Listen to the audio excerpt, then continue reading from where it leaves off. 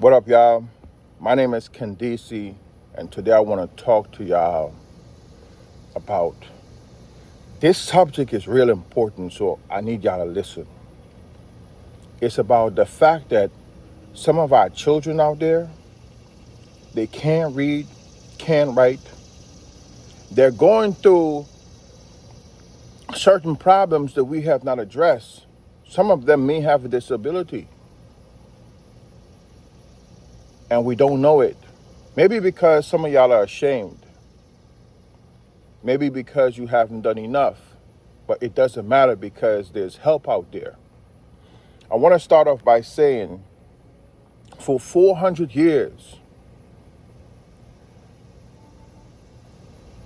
blacks across the world were taught that they're not supposed to read, write, and spell. They're not supposed to do it. And the reason why they were not supposed to do it is so other ethnicities can gain control over us to tell us what to do and when to do it and how to do it. And to depend on them. And if need be, dispose of us when they no longer need us. So here's what I'm saying.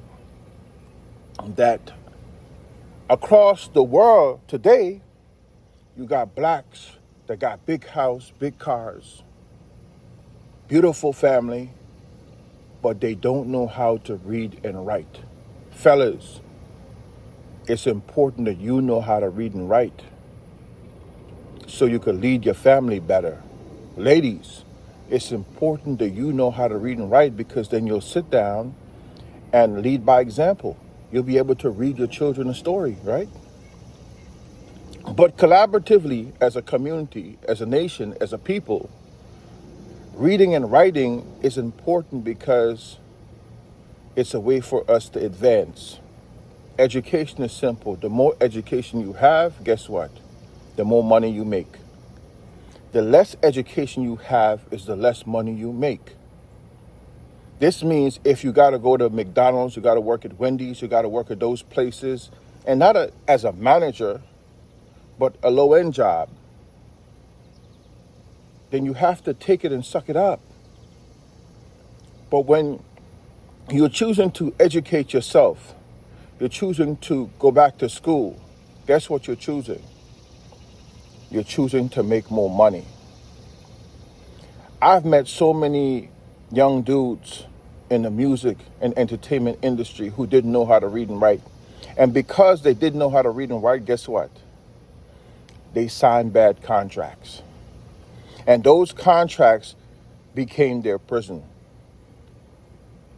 because they had to fulfill certain commitments in a bad contract, and they were still not making millions of dollars and billions of dollars. And one song can gross you 100 million. So if a person made 10 albums, you mean to tell me by now they're not a multi-millionaire? They're not a billionaire? That only happens because the contracts were terrible.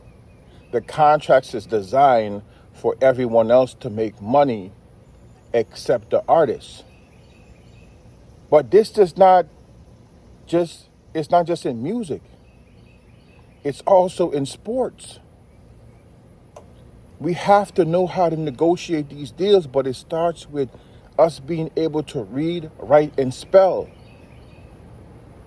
And this is across the African diaspora. I'm not sure about what's happening in other communities because I don't study them.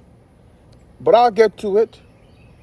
Right now, I'm talking about what's happening in the black community in America, in the Caribbean islands, or wherever black people might be, including Africa.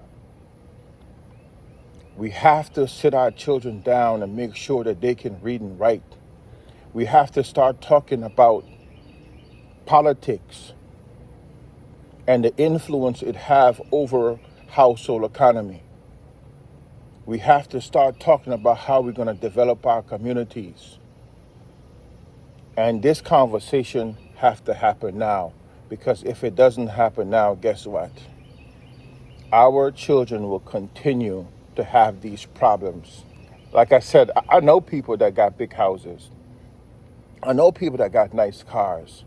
I know people that got multi-businesses and they can't read. But it takes them a long time to get to where they need to go. And sometimes when they get to where they need to go, they lose it all because they don't know what's in the contract. My name is Kendesi. Stay tuned, more to come. But these are different times.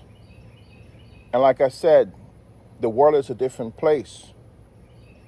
Let's read, let's write, let's spell, let's teach our children how to get it done. Big love.